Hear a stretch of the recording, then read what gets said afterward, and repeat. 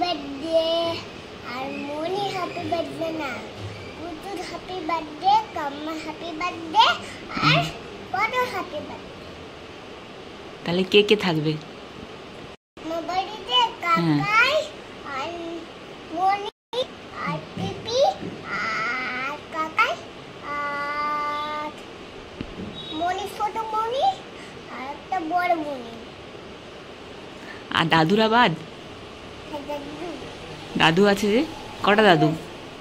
অনেকগুলো। তোমার এখনো অনেক দেরি। হ্যাঁ তুমি কুচুকে?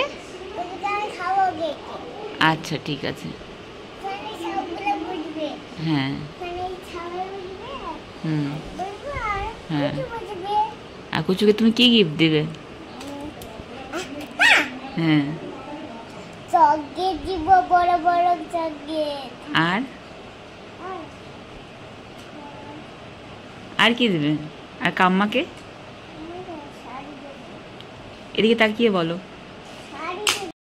গুড ইভিনিং এভরিওয়ান, আমি সৌমিলি। আমার নতুন একটি ব্লগে আপনাদের স্বাগত। এতক্ষণ মামের কথোপকথন শুনলেন তো। অ্যাকচুয়ালি সামনে ওর কাজিন মাদারের জন্মদিন। তো আমার মেয়ে জন্মদিনের নাম শুনলে ভীষণ এক্সাইটেড হয়ে যায়। দাদার জন্মদিন, ওর এখন থেকে চিন্তা হচ্ছে দাদা কে কেক কাটবে, কে কে ইনভাইটেড থাকবে, দাদাকে কি গিফট দেওয়া হবে, এইসব আর কি। অনেকদিন পর আর সন্ধ্যাবেলা একটু বৃষ্টি হয়ে ওয়েদারটা ঠান্ডা ঠান্ডা হয়েছে। চলুন স্ন্যাক্সে আজ কিছু চটপটা খাবার বানাই। অনেক খোঁজাখুঁজির পর ফ্রিজে দেখলাম একটু পনির পড়ে আছে, তাই ভাবলাম আজকে বানাবো পনির টিক্কা মশালা রোল। পনিরগুলোকে আমি আগে ছোটো ছোটো টুকরো করে কেটে নিয়েছি।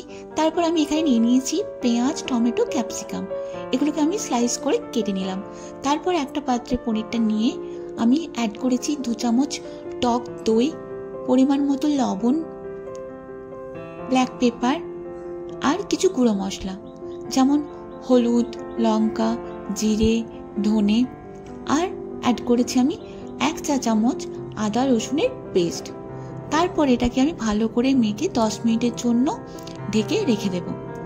আর চলুন ততক্ষণ আমি বরং ময়দাটা মেখে নিই, মানে রোলের পরোটাটার ময়দাটা মেখে নিই।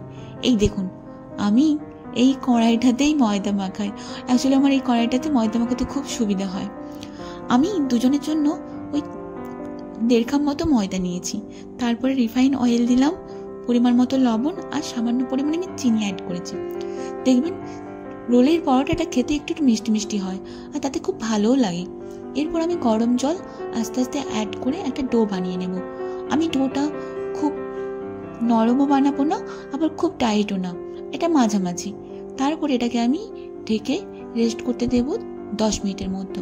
আর ততক্ষণকে আমি বানিয়ে নেব পনির টিক্কা মশলাটা। আমি কড়াইতে সাদা তেল দিয়েছি। তেলটা গরম হতেই আমি ওই পনিরটা অ্যাড করে দিয়েছি। পনির রেডি হতে এখানে বেশি টাইম লাগবে না, 5 মিনিটের মধ্যেই রেডি হয়ে যাবে, কারণ এটা 10 মিনিট অলরেডি ম্যারিনেট করা ছিল।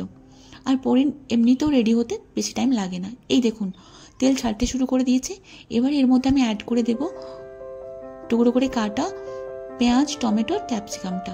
এরপর আমার বেশি টাইম লাগবে না, 1 মিনিট নাড়াচাড়া করলেই রেডি হয়ে যাবে পনির টিক্কা মশলা। এরপর আমি এটাকে একটু ঠান্ডা হতে দেব। ততক্ষণ আমি বানিয়ে নেব পনির রোলের পরোটাটা। চলুন বেলে নিই রোলের পরোটাটা।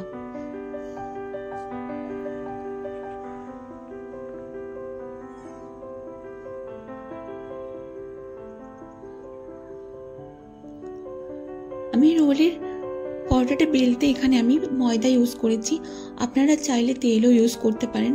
আমি তেল দিয়ে বেলতে একদম পারি না, তাই আমি ময়দা ইউজ করেছি। আর এদিকে আমার পনির টিক্কা মশলা দেখুন একেবারে রেডি। গ্যাসটা অফ করে দিলাম, এটা একটু ঠান্ডা হতে দেব। এবার আমি রোলের পরোটাটা ভেজে নেব। প্রথমে শুকনো কড়াই 2 পিসটা ভালো করে সেঁকে নেব। সেঁকে নেওয়ার পর তেল অ্যাড করলে দেখবেন পরোটার কাঁচা ভাবটা একদম থাকে না, ভালো ভাজাও হয়, খেতেও ভালো হয় এবং তেলও কম খরচ হয়।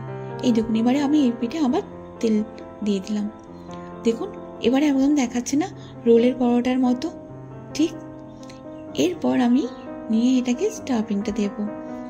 যে পনির টিক্কা মশলাটা রেডি করেছিলাম প্রথমে সেটা দিলাম। আলাদা করে এখানে আর পেঁয়াজ কোনো কিছু অ্যাড করার প্রয়োজন পড়বে না, কারণ আমি অলরেডি ওটার মধ্যে দিয়ে রেখেছি। আর পেঁয়াজটা খুব একটা ফ্রাই করিও নি। এরপর আমি এর মধ্যে শুধু দেব সস। হ্যাঁ, আমি ইউজ করেছি টমেটো সস আর গ্রিন চিলি সস। আপনারা আপনাদের পছন্দ মতো সস এখানে ইউজ করতে পারেন। আর সবথেকে মজার, আমার কাছে রোল র্যাপ করার জন্য পেপারও ছিল না, সুতরাং আমি এমনি সাদা পেপার দিয়েই মুড়িয়ে নিয়েছি। সেটা আর আপনাদেরকে দেখাচ্ছি না। আমার প্রায় রোল রেডি। ভিডিওটা যদি ভালো লেগে থাকে তাহলে প্লিজ একটা লাইক, কমেন্ট অ্যান্ড শেয়ার করবেন, অ্যান্ড সাবস্ক্রাইব করতে প্লিজ ভুলবেন না।